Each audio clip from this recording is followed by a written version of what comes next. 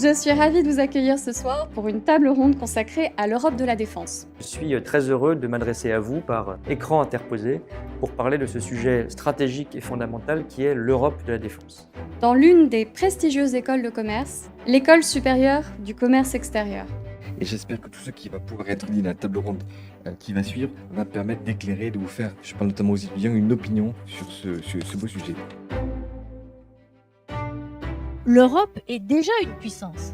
C'est une puissance économique. Alors qu'est-ce qu'il lui reste à acquérir à cette Europe en termes de souveraineté? Si ce n'est son indépendance sur le plan des technologies, sur le plan industriel et son autonomie stratégique, le mot a déjà été prononcé, c'est-à-dire les capacités à décider et les capacités à agir de façon autonome.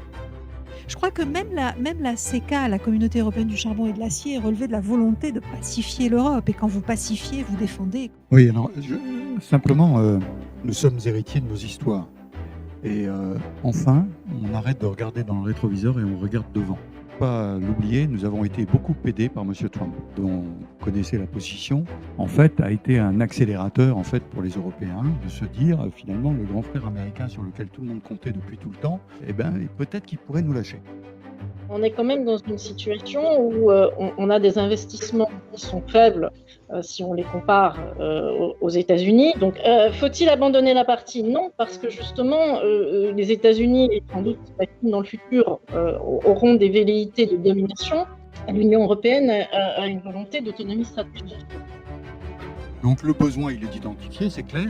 Ensuite, il y a un problème industriel. Pour le SCAF, c'est un peu la même chose. La grosse discussion qu'il y a eu pour le vote au Parlement allemand final, c'est des problèmes d'entente entre les industriels. Nous y sommes arrivés quand même, puisque effectivement il y a eu un accord, en tout cas sur le futur, sur le système d'avions du futur qui est intervenu, et un vote au Bundestag pour une première étape.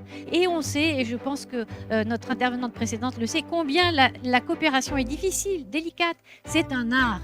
Et donc il ne faut pas douter, même si on passe par des hauts et des bas, comme le disait Clément Beaune tout à l'heure, c'est éminemment difficile, mais voilà, il faut vraiment avoir cette volonté pour aboutir.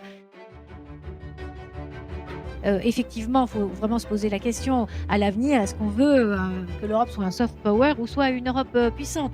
C'est cette question-là qui se pose et qui se posera de plus en plus aux nouvelles générations.